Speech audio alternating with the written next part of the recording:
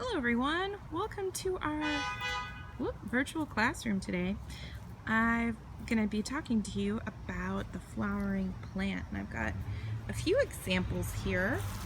So we'll just start over here with this guy, our little geranium. So we call this our flowering plant. And I'll only be able to show you what's above the surface, but maybe I can you can maybe see. So down below, underneath the soil, you can see one of these poking up here. This has an entire root system. And I'll first talk about what's going on top, because then maybe you can imagine, because what's going on top of the flowering plant is very similar to what's going down what's happening underneath the plant. So we'll start with above the ground.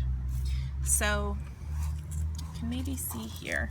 So this entire part of the plant that I'm touching, all of this is called the shoot system, because it is shooting out of the earth. And we see this, let's see if we can, this main part that's coming up here. This is, and there's actually two of them on this plant. You can see one here and you can see one there. This is the stem. And the stem is coming up and providing this stability for the plant. And what branches off, these are the branches, and it has many branches off with leaves. And these leaves are out in the sunshine gathering up light, and the plant makes its food. The plant has a special process for making food that we'll learn about a little while later. It's called photosynthesis, where it uses its sunlight. Right now we're just talking about these parts. So we have the leaves, we know about the leaves. And did you know that there are no two leaves on a plant that are exactly the same?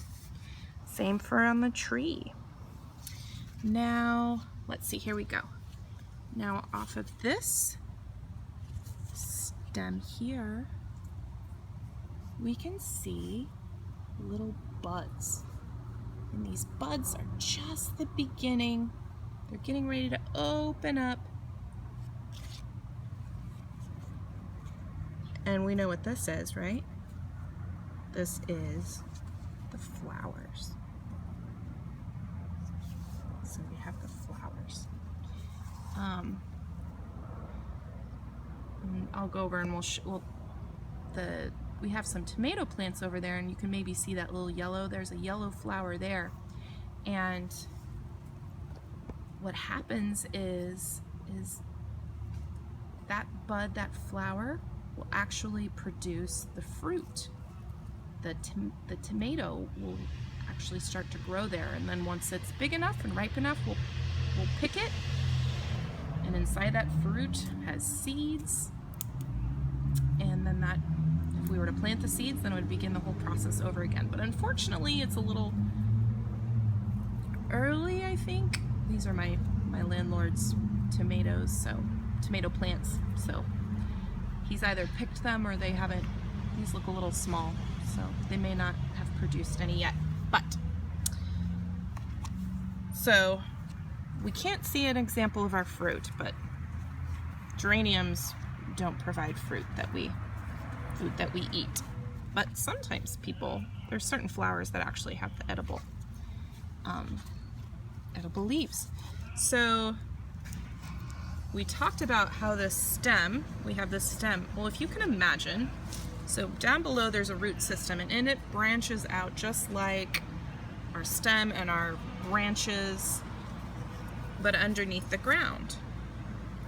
So there's a tap root that roots it down into the soil, and off of that tap root we have all these lateral roots, and that would kind of be like our branches up at the top. The lateral roots would be springing forth laterally, side to side.